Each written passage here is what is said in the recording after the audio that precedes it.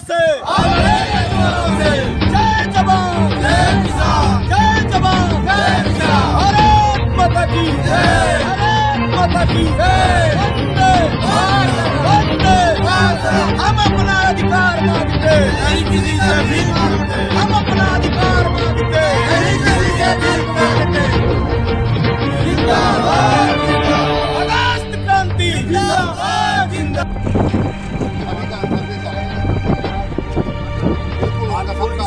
जो खराब होगा तो देखिए, अब कोई सर्वे का ऐसा तो नहीं कि आज ही खराब होगा, ये भी दिखाई देगा।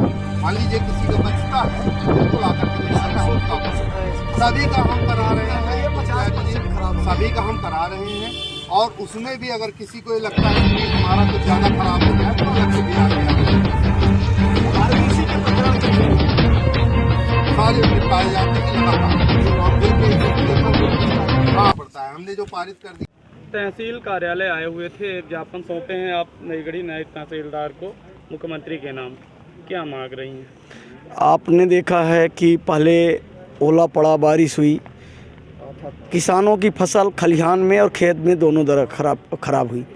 उस वक्त भी इन्होंने कुछ नहीं किया। 31 तारीख को जो तूफ़ान आया और तूफ़ान के साथ बारिश आई, हम और हमारे सभी साथी और मीडिया के साथियों ने भी दिखाया, सभी गए थे, मीडिया के साथी भी गए। लोगों के घर टूट गए, घर की जो सीटदार छतें थी पूरी की पूरी उड़ गई।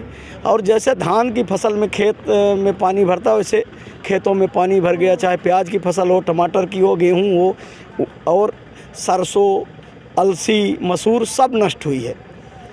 हमने देखा, आपने देखा, मीडिया के लोगों ने देखा, सबको दिखा। लेकिन इनके पास कौन सा पैमाना है पता नहीं। एक रोना है नईगढ़ी के साथ कि किसी विभाग में कर्मचारी नहीं है। 79 पटवारी हल्के हैं और 19 पटवारी हैं। आखिर नईगढ़ी के साथ सौतेला व्यवहार क्यों?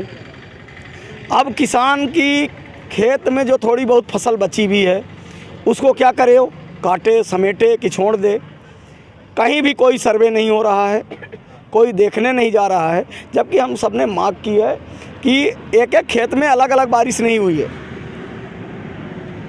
लगभग 25,000 रुपये एकड़ के हिसाब से सामूहिक मुआवजा बना दिया जाए और जिनके घरों का नुकसान हुआ है तत्काल दिया जाए, क्योंकि यहाँ आवेदन आते हैं और होता कुछ नहीं है।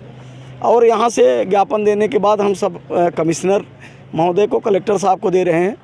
एक हफ्ते में अगर ये कार्यवाही नहीं करते तो आमरण अनशन होगा, क्योंकि आरबीसी के प्रकरण साल साल से अटके हुए पड़े हैं। जिनके घर बरसात में गिरे, गर्मी आ गई, गर्मी के बाद बरसात आ जाएगी, लेकिन अभी तक उनको राशि नहीं मिली। इसी तरह किसानों को कोई राहत नहीं मिलती, फसल बीमा की राशि नहीं मिलती। जबकि बीमा की राशि जिस दिन एक ACC बनवाते हैं या खाद लेते हैं, बीज लेते हैं, उसी दिन काट ली जाती है। अराजकता का माहौल बना हुआ है। कर्मचारी नहीं है, कंप्यूटर ऑपरेटर नहीं है, यहाँ तक कि तहसीलदार जो हैं यहाँ और नायब तहसीलदार हैं, एक खुद बाबू की तरह काम करते हैं। यहाँ केवल रोना है कर्मचारियों का। लेकिन एक कार्यालय खुला है, जनता यहाँ बड़ी आशा से आती है, लेकिन कुछ नहीं हो रहा है। कहीं भी कोई कर्मचारी मिले क्या? हम लोगों ने निवेदन किया कि आप के पास पटवारी नहीं है तो पंचायत के जो सचिव GRS हैं उनसे सहयोग ले लीजिए।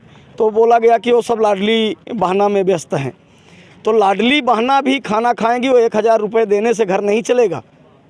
किसानों की जो फसल, जिनकी तैयारी थी बेटी की शादी करने की कि फसल आएगी करेंगे, उनके अरमान बह गए। जिनको बेटों का एडमिशन कराना था कि हायर एजुकेशन में जाएंगे, फसल बिकेगी, तो सब उनके ऊपर कहर बन के ये तूफ़ान आया था। और जो यहाँ जिम्मेवार जनप्रतिनिधि हैं उनका आखिर मौन क्यों है? यहाँ के विधायक और सांसद यहाँ के किसानों के वोट से ही बने हैं। चुनाव आएगा तो किसान जो आज इन्हें दिख नहीं रहे, ये अन्नदाता दिखने लगेंगे। तो ये अन्नदाता कल भी थे, आज भी हैं। इन्हें मदद की ज़रूरत है। जिस प्रकार से स्थितियां हैं, आपका अगला कदम क्या होगा अगर किसानों को मुआवजा नहीं? अभी बैठ के और सामूहिक एक मांग पत्र हम लोग बना रहे हैं और जाके आज कलेक्टर साहब से मिलके, कमिश्नर साहब से, IG और SP साहब को भी, जो इतने भी विभाग हैं सबको दे रहे हैं। और तिथि का निर्धारण जल्द ही हम करके एक आमरण अनशन करेंगे। सत्याग्रह, जिस सत्याग्रह से हमें गांधी की आज़ादी मिली, इसलिए कि हम लोग अगर बात करेंगे तो ये शासकीय कार्य में बाधा की बात करके FIR कराएंगे और कई तरह के हथकंडे अपनाते हैं। तो अब हम लोग आमरण अनशन करेंगे और जितने लोग पीड़ित हैं, चाहे वो सीमांकन का हो, आपसी बंटवारा का हो, नामांतरण का हो और नक्शा तरमीम का हो, साल साल से जो अटके पड़े हैं, उनसे सबसे निवेदन है कि समस्या आपकी है तो लड़ना आपको पड़ेगा। सभी आगे निकल के आइए और इस आमरण को, अनशन को एक ऐतिहासिक आमरण अनशन बनाना है। आप बीपीएल की बात देखिए, जो वास्तविक पात्र आ रहे हैं उनका बीपीएल साल भर से नहीं बन रहा। मेरा ये कहना है कि जिनके बीपीएल बने हैं उनका चेक करा लिया जाए और जिनके आवेदन लंबित हैं, आखिर उनमें क्या पैरामीटर अपनाया गया। जिनके 100 एकड़ ज़मीन है, पक्के घर बने हैं, 4 व्हीलर है, ट्रैक्टर है, उनके घर के सभी सदस्य बीपीएल में है। जो वास्तव में झोपड़ी में रह रहा है, जिसके रहने का घर नहीं है, उसका बीपीएल में नाम क्यों नहीं जुड़ रहा है? मात्र एक कारण है कि पैसे वालों ने अधिकार को खरीद लिया और जो वास्तविक पात्र थे उनके पास पैसे नहीं है, इसलिए ना वो बीपीएल खरीद पा रहे हैं, ना उनको जो फसल नुकसानी है मिल पा रहा है। इसलिए एक रास्ता बचा है सत्याग्रह का और हम सब मिलकर करेंगे आमरण अनशन। एक संदेश आपके माध्यम से और है लोगों को कि जो आप रोने की आदत डाले हैं, रोना छोड़ दीजिए। रोने से आज़ादी नहीं मिली, लड़ने से मिली है। और अपने अधिकार हक के लिए लड़ने के लिए जो तिथि आप सबको सूचित की जाएगी इसी तहसील के सामने। गांधी मंच के संगठन के द्वारा आपको एक ज्ञापन पत्र सौंपा गया है, क्या मांग की गई है? यही अभी एक तूफ़ान और थोड़ा बारिश से लोगों का नुकसान ऐसा लगा हुआ है। कई लोगों के घरों में भी नुकसान हुआ, उनको कई समस्याएं हो गई। तो उसके संबंध में हमने उसी दिन से ही सर्वे कार्य और किसानों के संबंध में देखने के लिए, पटवारियों को छुट्टी का दिन भी था, तब भी पटवारी वहाँ पे लगातार काम करते रहे। और अभी भी माने जिनका देखा जा रहा है, जिनका बाद में नुकसान समझ में आता है, उनको अभी लगातार कर रहे हैं।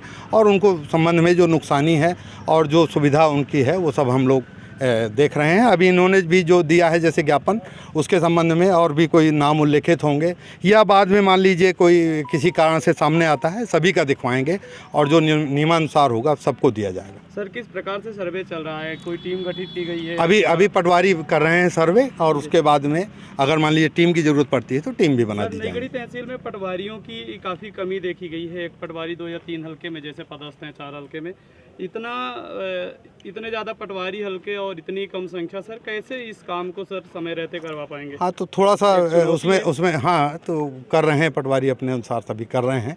और निश्चित रूप से ज़्यादा काम किया जा रहा है। अभी छुट्टी भी थी, तब भी मैं भी यहाँ पे लगातार बैठ रहा था और निर्देशन कर रहा था। RIs भी लगे हुए हैं।